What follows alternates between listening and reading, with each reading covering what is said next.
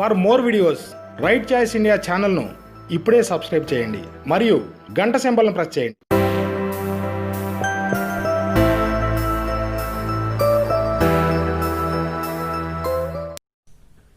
Good morning my dear competitive aspirants. ఈరోజు groups exams, civil services exams, any competitive exams clear చేయడానికి అవసరమైనటువంటి పంచసూత్రాలను మనం తెలుసుకుందాం. ఈ 5 సూత్రాలను మీరు పాటించినట్లయితే ఖచ్చితంగా విజయం సాధించగలరు. ఏం చేయాలి వాటిని గురించి మీరు ఆ పంచసూత్రాలు ఏంటి అనేటువంటి చూసుకుంటే, నెంబర్ 1 సిలబస్ అనేటువంటిది దగ్గర పెట్టుకోండి. నెంబర్ 1 సూత్రం ఏంటి అంటే సిలబస్ని దగ్గర పెట్టుకోవడం. మీరు ఏ ఎగ్జామ్కి అయితే ప్రిపేర్ అవుతున్నారో ఆ ఎగ్జామ్ని సిలబస్ని దగ్గర పెట్టుకుని దాన్ని జాగ్రత్తగా డీసెక్ట్ చేయండి. అందులో ఉన్నటువంటి ప్రతి పదం కూడా జాగ్రత్తగా అర్థం చేసుకోండి. ఎన్ని పేపర్లు ఉన్నాయి, ఎన్ని సెక్షన్లు ఉన్నాయి, ఏ సబ్జెక్టులు ఉన్నాయి, ఎన్ని టాపిక్లు ఉన్నాయి, అండ్ ఏ సబ్జెక్టులో టాపిక్లు ఏ విధంగా ఎంతవరకు చదవాలి అనేటువంటి విషయాన్ని జాగ్రత్తగా మీరు తెలుసుకోవాలి. అది technique number 1, rule number 1. Rule number 2, basic foundation అనేటువంటిది కంప్లీట్ చేయాలి. ఎనీ కాంపిటేటివ్ ఎగ్జామినేషన్, అది గ్రూప్ 1 కావచ్చు, గ్రూప్ 2 కావచ్చు, గ్రూప్ 3 కావచ్చు, సివిల్ సర్వీసెస్ కావచ్చు, ఏ ఎగ్జామ్ అయినా కావచ్చు, ఫస్ట్ మీరు బేసిక్ ఫౌండేషన్ అనేటువంటిది చాలా బలంగా ఉండాలి. మన యొక్క ప్రిపరేషన్ అనేటువంటిది బేసిక్ ఫౌండేషన్తో ప్రారంభించాలి. అది రూల్ నెంబర్ 2.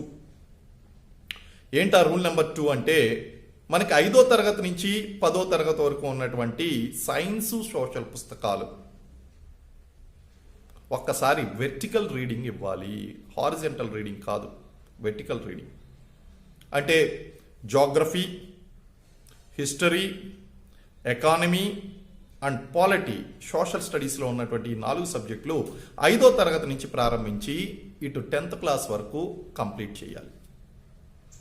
అదేవిధంగా సైన్స్,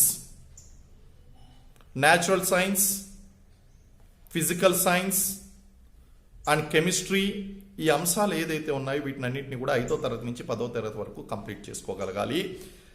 ఆ కంప్లీట్ చేస్తూ చదువుతున్నప్పుడు ఇంతకుముందు చెప్పాను, నేను ఎలా చదువుకోవాలి అని చెప్పాను.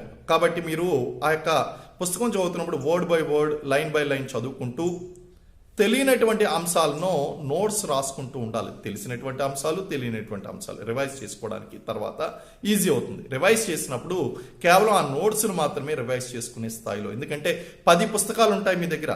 ఆ 10 పుస్తకాలు రిఫర్ చేయడం కంటే ఒక్క నోట్స్ రిఫర్ చేయడం చాలా ఈజీ. కాబట్టి దాన్ని నోట్స్ రాసుకోవాలి. అలాగే ఇంటర్మీడియట్లో ఉన్నటువంటి geography, history, economy and civics, వీటిని జాగ్రత్తగా మీరు చదివి నోట్స్ రాసుకోవాలి. ఇవి బేసిక్ ఫౌండేషన్ అంటాను. అలాగే మీకు ఓపిక ఉంటే గ్రాడ్యుయేషన్ లెవెల్లో కూడా ఈ పుస్తకాలను కంప్లీట్ చేయాలి. దీంతో పాటు ఈ బేసిక్ ఫౌండేషన్ ఎప్పుడైతే కంప్లీట్ చేస్తారో, రూల్ నెంబర్ 3, కోచింగ్ అనేటువంటిది జాయిన్ అవ్వడం. చాలామంది దీని మీద భిన్నాభిప్రాయాలు వ్యక్తం చేస్తూ ఉంటారు. సార్, కోచింగ్ లేకుండా కూడా మేము విజయం సాధిస్తాము అంటే, మీకు ఒక గైడెన్స్ అనేటువంటి చాలా అవసరం. తీసుకున్న తర్వాత వాళ్ళు చెప్పింది మీరు జాగ్రత్తగా ఆ గైడెన్స్ని ఫాలో కండి. అంటే ఫస్ట్ మీరు ఏం చేశారు, బేసిక్ ఫౌండేషన్ అనేటువంటిది కంప్లీట్ చేసుకున్నారు, బేసిక్ సిలబస్ని అర్థం చేసుకున్నారు, బేసిక్ ఫౌండేషన్ అనేటువంటిది కంప్లీట్ చేసుకున్నారు, కోచింగ్ తీసుకున్నారు. అంటే మీరు జ్ఞాన సేకరణ, the collection of knowledge is over. Collection of knowledge అనేటువంటిది మీరు సేకరించేసుకున్నారు ఆల్రెడీ. సో ఈ 3 అయిన తర్వాత ఇప్పుడు ఎగ్జామ్స్లో క్వశ్చన్స్ ఎలా వస్తున్నాయి అనేటువంటి తెలుసుకోవడానికి రూల్ నెంబర్ 4 ఏంటంటే ఓల్డ్ క్వశ్చన్ పేపర్స్ దగ్గర పెట్టుకోవాలి. ఓల్డ్ క్వశ్చన్ పేపర్స్ ప్రాక్టీస్ చేయడం వలన ఏ సబ్జెక్టులో ఏ ప్రశ్న ఏ విధంగా అడుగుతున్నారు అనేటువంటిది ఒక అంచనాకు రావడం మాత్రమే కాకుండా, ఓల్డ్ క్వశ్చన్ పేపర్లో ఉన్నటువంటి ఆ క్వశ్చన్స్లో సుమారు 30% నుంచి 40% ప్రశ్నలు రిపీట్ అయ్యేటువంటి అవకాశాలు ఉన్నాయి. ఓల్డ్ క్వశ్చన్ పేపర్స్ ప్రాక్టీస్ చేయడం వలన ఏ సబ్జెక్టులో ఏ ప్రశ్న ఏ విధంగా అడుగుతున్నారు అనేటువంటిది ఒక అంచనాకు రావడం మాత్రమే కాకుండా ఓల్డ్ క్వశ్చన్ పేపర్లో ఉన్నటువంటి ఆ క్వశ్చన్స్లో సుమారు 30% నుంచి 40% ప్రశ్నలు రిపీట్ అయ్యేటువంటి అవకాశాలు ఉన్నాయి.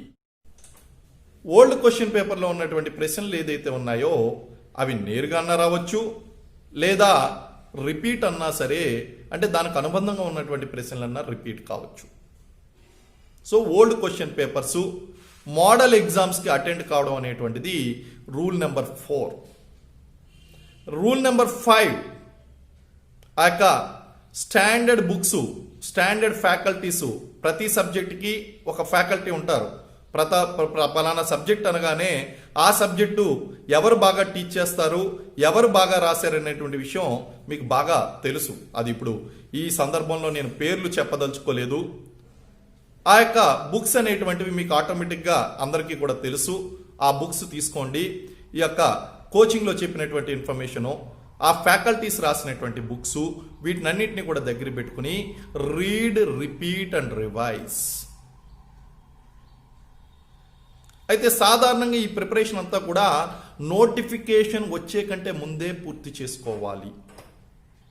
ఆ విధంగా కనుక చేసుకుంటే ఈ రేసులో మీరు ముందుంటారు. ఒకవేళ మీరు ఈ విధమైనటువంటి గైడెన్స్ ఇచ్చేటువంటి వాళ్ళు కనుక మీకు దొరకనట్లయితే, ఈ విధంగా గతంలో మీరు తెలుసుకోలేకపోయినట్లయితే, ఈవెన్ నోటిఫికేషన్ వచ్చిన తర్వాత కూడా ప్రయత్నించండి. ప్రయత్నం మాత్రం విరమించద్దు. ఎవరైతే ప్రయత్నిస్తారో, ఎవరైతే తమపై తాము నమ్మకం ఉంచుతారో, ఒక ఖచ్చితమైనటువంటి డైరెక్షన్లో ప్రయాణిస్తారో వారికి మాత్రమే విజయం సిద్ధిస్తుంది. విజేతలు అనేటువంటి వాళ్ళు ఎక్కడి నుంచో రారు, మన మధ్య నుంచే వస్తారు. కానీ మనకంటా భిన్నంగా ఆలోచిస్తారు. ఆలోచించిన దాన్ని అమలు చేస్తారు. దానికి తోడయ్యేది ఏంటి అంటే ఒక ఖచ్చితమైనటువంటి అనుభవజ్ఞులైనటువంటి ఆ యొక్క ఫ్యాకల్టీల యొక్క గైడెన్స్ ఏదైతే ఉందో దాన్ని జోడించుకుని ఒక ప్రామాణికత కలిగినటువంటి స్టాండర్డ్ కోచింగ్ అనేటువంటిది జోడించుకున్నట్లయితే మీరు ఖచ్చితంగా విజయాలు సాధిస్తారు. Wish you all the best. Thank you. For more videos right choice India ఛానల్ను ఇప్పుడే సబ్స్క్రైబ్ చేయండి మరియు గంట సింబల్ను ప్రెస్ చేయండి. For more videos right choice India ఛానల్ను ఇప్పుడే సబ్స్క్రైబ్ చేయండి మరియు గంట సింబల్ను ప్రెస్ చేయండి.